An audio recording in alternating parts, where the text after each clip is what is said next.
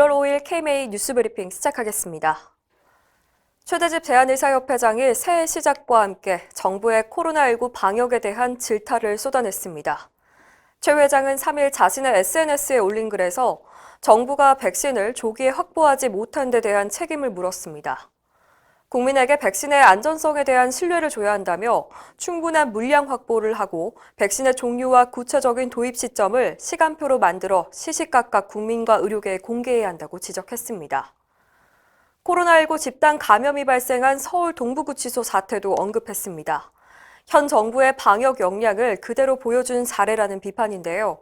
그동안 법무부와 교정본부의 방역 대책이 전무했다며 총체적 무능이라고 목소리를 높였습니다. 최 회장은 교정시설에서 발생한 코로나19 환자들은 생활치료센터와 전담병원 등으로 즉시 전원해야 한다고 조언했습니다. 최대집 회장이 지적한 대로 서울 동부구치소 상황이 심각합니다. 벌써 1,100명에 육박하는 확진자가 발생했습니다. 언론 보도에 따르면 법무부가 재소자의 마스크 지급을 소홀히 해서 집단 감염을 막지 못했다는 지적이 나왔는데요. 마스크를 자비로 구입하게 해달라는 재소자의 진정을 기각하는가 하면 의사가 재소자에게 나눠준 마스크를 교도관이 회수해버리기도 했습니다.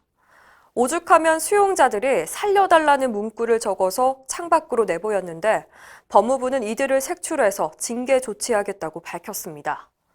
이런 상황에 대해서 법조계는 법무부의 인권 침해라고 비판했습니다. 의료 문제를 생각하는 변호사 모임은 성명을 내고 부작위에 의한 수용자의 생명권 또는 건강권 침해 행위라고 꼬집었습니다. 천주교 인권위원회도 정부 조처가 적절한지 확인하겠다며 공개 질의에 나섰습니다. 노인 요양병원과 방금 전해드린 구치소에서 심각한 집단 감염이 발생하고 있는데도 정부는 코로나19가 전반적으로 잘 관리되고 있다고 자평했습니다.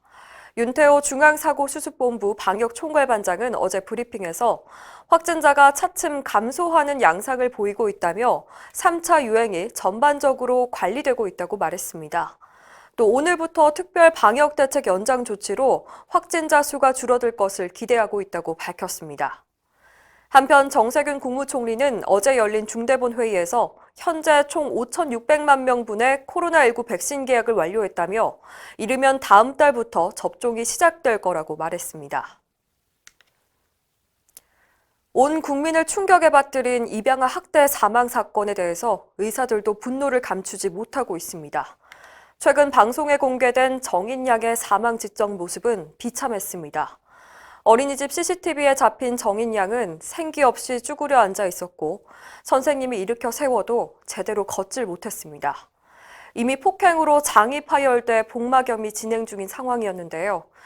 대한의사협회는 어제 성명을 내고 도저히 인간이 한 짓이라고 믿기지 않을 정도의 잔인한 폭력으로 어린아이의 생명을 앗아갔다고 성토했습니다. 특히 소아과 의사 등이 학대 의혹을 3번이나 제기했는데도 내팽겨쳤다며 경찰 당국은 영혼 없는 정신 상태라고 목소리를 높였습니다. 의협은 피의자에 대한 엄정한 수사와 최고 수준의 처벌, 또 경찰청장을 포함한 책임자 문책을 촉구했습니다. 또 아동학대 신고 방법 등 대회원 교육과 홍보에 앞서겠다고 다짐했습니다. 코로나19 사태를 계기로 정부가 정신의료기관의 시설 기준을 강화하려고 해서 논란이 일고 있습니다. 최근 정부는 정신의료기관 입원실당 최대 병상수를 현행 10병상에서 6병상으로 줄이고 입원실에서 환자 1명이 차지하는 면적 기준도 넓히는 방안을 입법 예고했습니다. 이에 대해서 신경정신의학회 등 14개 학회들은 공동 성명을 내고 급성기 병상보다도 기준이 더 높아 현실적으로 수용하기 어렵다고 밝혔습니다. 열악한 수가를 개선하기 전에 시설 기준부터 높이는 것은 부당하다는 주장입니다. 학회들은 이 기준을 맞추려면 병상 수를 대폭 축소할 수밖에 없다며 결국 적절한 치료와 보호를 받아야 할 환자들에게 피해가 예상된다고 우려했습니다. 이상으로 뉴스브리핑을 마칩니다. 자세한 사항은 의협신문을 참고하시길 바랍니다.